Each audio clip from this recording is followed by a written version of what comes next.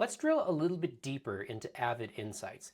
You may log in and you may find that there's a handful of things going on in your program.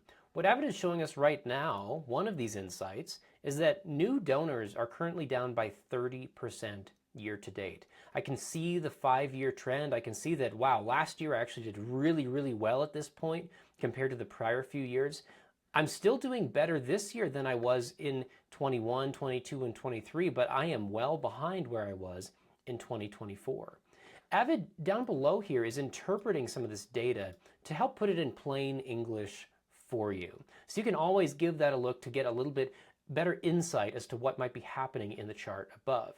Now, these charts are great at telling you what's happening, but we need to get a level deeper. We need to start to understand why these changes are happening in the program so that I can actually do something about it. What changes can I make to improve this number and get back on track?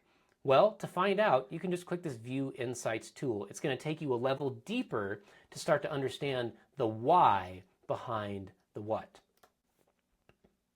Now that we've clicked through the View Insights button, we come to this page that is a deeper dive into what's really happening. Now, many other reporting tools are going to show you 50 plus different charts and all the different possible data points that might sort of kind of be relevant to your new donor acquisition. What Avid is trying to do is look at, out of all the reports that are available, how do we give you the most important ones that are going to help you get the best insights? And so you'll see there's a curated list of charts and graphs and reports here to help you start to understand why a problem might be happening. We're currently looking at new donor details. You can see right off the top, it's kind of a repeat of what we saw before, just anchoring us to show that, okay, we're looking at new donors. We're behind by about 500 new donors fiscal year to date. We want to figure out what's actually causing this drop. So as we scroll down, we get some more context. You can see new donor gifts by month to see, is this a constant trend or has this just been 1 month out of the year so far? Where I'm seeing some interesting things first is in this chart, new donors by acquisition channel. These are all the various top level acquisition channels that are being used by this organization to track new donors coming in. You can see internet giving or online giving is really where they're seeing a shortfall. About 500 donors there that are quote unquote missing since last year that we need to make up. Well, if we keep scrolling down, we can start to see into sub-channels. Inside of those big channels, if we look a little bit deeper, what are the areas that might be underperforming?